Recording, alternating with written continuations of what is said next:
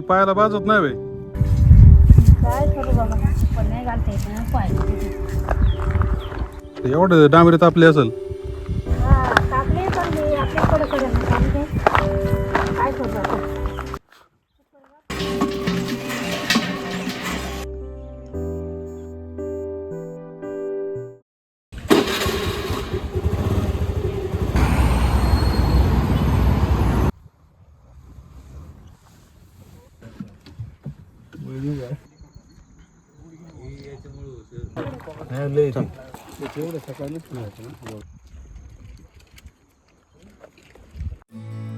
सह्याद्रीमध्ये काही वाटा अशा असतात की त्या फक्त एका ठिकाणावरून दुसऱ्या ठिकाणी नेत नाहीत, तर त्या आपल्याला स्वतःकडे घेऊन जातात.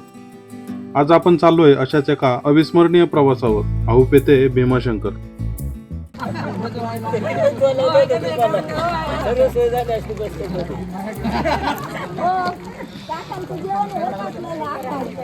कधी आपण इकडे वापस येणारच नाही त्यावेळेस मी म्हणतो सर मला समज होते काय घर आहे का सारखं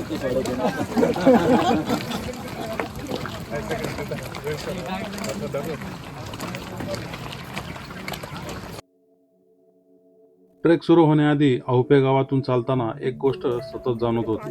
इथलं आयुष्य किती साधं आहे. कुणी शेळ्या घेऊन जंगलाकडे निघालंय, कुणी पाण्याच्या घागर भरतय, तर कुणी उन्हाची पर्वा न करता शेताच्या वाटेने चाललंय. वाटेत भेटलेल्या त्या आजींना सहज विचारलं, आजी पायाला भाजत नाही का? त्यांनी अगदी सहज उत्तर दिलं, नाही बाबा, चप्पल घातली तर चालताच येत नाही. आणि आजी तशाच उन्हामध्ये डांबरीवरती चालत होत्या. त्यांचं उत्तर ऐकलं आणि काही क्षण खरंच काहीच बोलावंसं वाटलं नाही.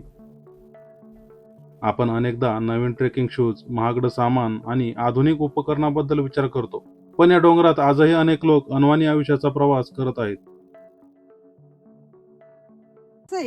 करवंद आहेत का? करवंद आहेत का तिकडे? हळूहळू गाव मागे राहू लागलं आणि समोर उलगडत गेला सह्याद्रीचा विशाल प्रदेश. घनदाट जंगल, पक्ष्यांचा आवाज, गार वारा आणि मधूनच दिसणारी करवंदाची झुडपं.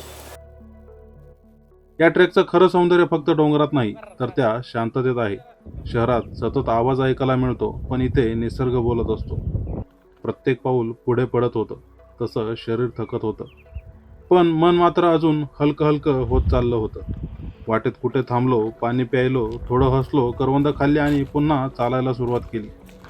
अशा प्रवासात शेवटचं ठिकाण महत्त्वाचं असतंच, पण त्याहून महत्त्वाची असते ती वाट.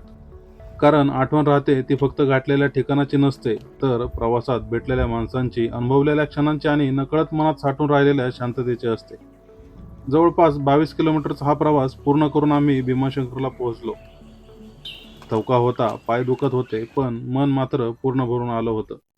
या प्रवासाने पुन्हा एकदा शिकवलं, सह्याद्री फक्त डोंगरांचा नाही, तो माणुसकीचा आहे, तो साधेपणाचा आहे आणि प्रत्येक वेळी नव्याने जगायला शिकवणार आहे. भीमाशंकर मंदिर हे 12 ज्योतिर्लिंगापैकी एक आणि या 12 पैकी ते 6व्या क्रमांकावरती आहे. आज म्हणजे 21 जूनला मंदिराचा टायमिंग हा सकाळी 11 वाजेपर्यंत इतकाच आहे आणि 11 वाजता मंदिरामध्ये प्रवेश देण्यास बंद केले जाते. त्यानंतर जे लोक लाईन मध्ये आहेत त्यांचेच फक्त दर्शन होते. आणि हो, दर्शन हे आता फ्रीमध्ये आहे. झालं चेहऱ्यावरती अजिबात स्माईल नाही. त्याच्यावरून तुम्हाला कळून चुकलं असेल की ट्रेक कसा झाला. ट्रेक छान होता, पण अपेक्षापेक्षा जास्त कालावधी लांबला गेला. ते आपल्या चुकामुळं अपेक्षापेक्षा आपण जास्त वेळ टाईमपास केल्यामुळे पुढे जे उपभोगायला लागलं ते सांगायची गरज नाही. एकंदरीत ट्रेक समाधानकारक झाला. असेच पुढचे ट्रेक खूप समाधानकारक होत राहावे आणि तुम्ही पण पुढच्या ट्रेकला यावे ही विनंती. आणि मी अखेरचा नाही, ह्या व्हिडिओ पुरता राम घेतो. धन्यवाद. खतम.